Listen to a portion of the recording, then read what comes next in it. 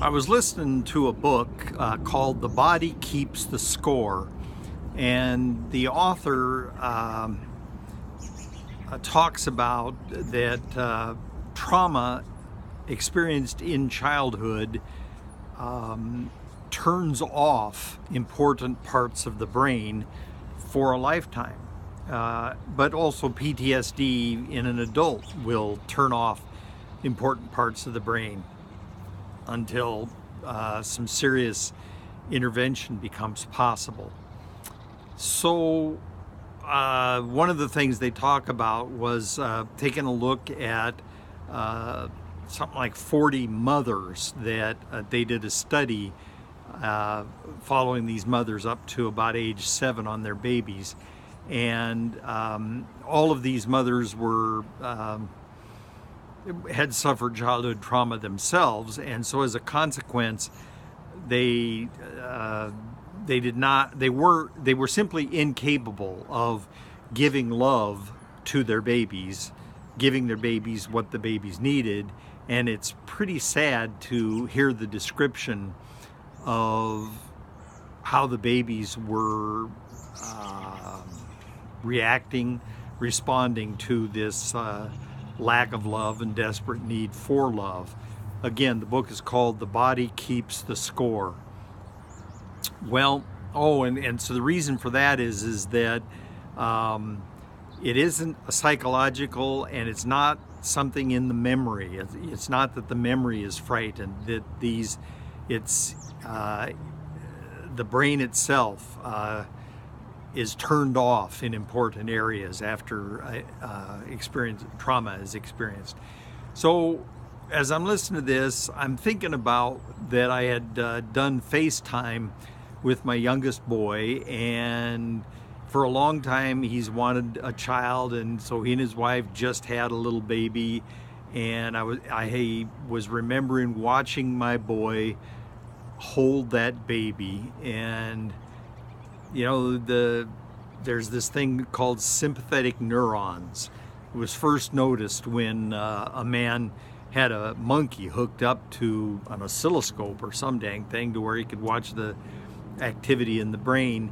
And so as the experimenter was loading up food in something or other, he happened to notice that the monkey's brain was firing in exactly the same way that he knew that his brain would be firing, loading up the food.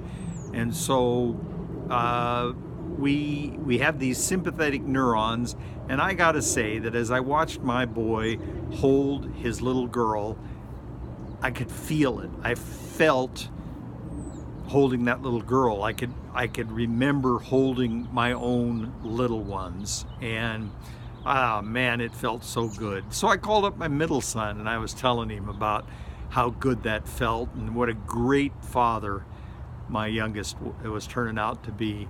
And my middle boy said, you know, I didn't think he ever had enough seriousness that he would be a dad. And he reminded me of the POS 5000. Now, if you don't know what POS stands for, I'll remind you. I mean, you can call me, I'll tell you. But the POS 5000 was this Dodge, or no, wait a minute, it was a Mercury Sable that my father had given to my ex-wife, and so then my ex-wife gave it to my youngest, and my youngest proceeded to cut a hole in the hood, and then he took one of these paint trays where you roll and then put paint on the wall. Well, he took the paint tray that fit into the hole perfectly, and he cut out the deep end of it to make a hood scoop. So now he had this plastic hood scoop, and in that then he puts a leaf blower that he runs wires to plug it into the cigarette lighter. And so he's got this leaf blower blowing into the carburetor to give him a supercharge or turbocharge. I don't know what the hell you would call that. And then he puts big blue racing stripes the length of the car, and he paints Ferrari horses on the doors. So that's why we called it the POS 5000. Anyway, so I had to agree with my middle son. Yeah, it was not foreseeable that kid was going to be serious enough to be an absolutely loving, doting father. And I probably have mentioned before that he came home from first grade and he took his little backpack and he threw it in disgust on the floor, and he announced to his mother, "God did not make me to sit inside and color all day. God made me to play outside and jump on the trampoline." And, how fortunate to know what God made one to be. Also, he never read a book until he was 17 years old. That's the first time he read a book, and that was because we had forced him to play a game of Civilization with Amanda and some of her friends, and we had to force him because he had ADD and he couldn't stand to sit and play a game. And these two men, father and son, were talking about that they'd both had ADD pretty bad, and they had started taking the meds, and the boy was going to college, and the dad, who had always just worked on the loading dock, never had a serious job, now was the manager because the ADD allowed him to concentrate on his work.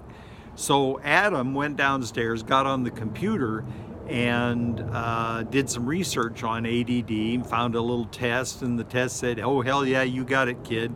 So Adam showed it to his mom. His mom took him to a doctor. The doctor gave him a test. The doctor said, "Oh, hell yeah, he's got it." And so Adam starts taking this ADD med, and he calls me up one day and he said, "Man, the physics teacher was talking about the most interesting things.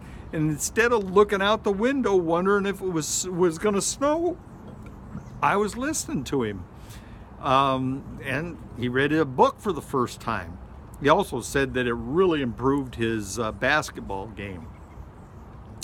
So that's the kind of flaky kid that we weren't sure he was going to turn out to be. Such a wonderful, loving, doting father. One other little story about Adam. One day his mama is driving home from work, and she comes around the corner to her home street, and out in the middle of the street she can see a kid is standing on top of a stepladder, 5-6 feet off the ground. And so she utters the mother's prayer, which is, "Please God, don't let it be one of mine."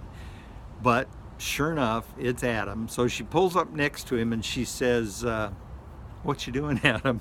He says, "I was wondering what my street would look like to Michael Jordan." So back to this book, The Body Keeps the Score. We are producing hundreds of thousands of young people who simply could not get proper parenting because their parents were traumatized. And they then are going to have babies and not be able to give those babies what they need. And the folks like Adam and my other boys that are raising really good kids who are deeply, profoundly loved, they're paying a lot of taxes, making it that they can't afford to have any more kids.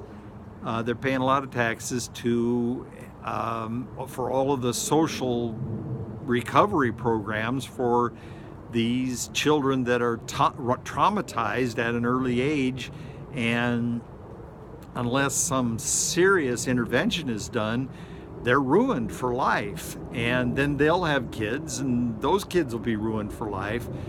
There's got to be an end to it. And I really think there'd be a benefit to offering girls, starting at about age 14, if they'd have a Norplant, offer them money. And so if a girl can make it to age 20 without getting pregnant, you give her a nice big tuition check, beauty school, welding school, college, whatever the heck she wants.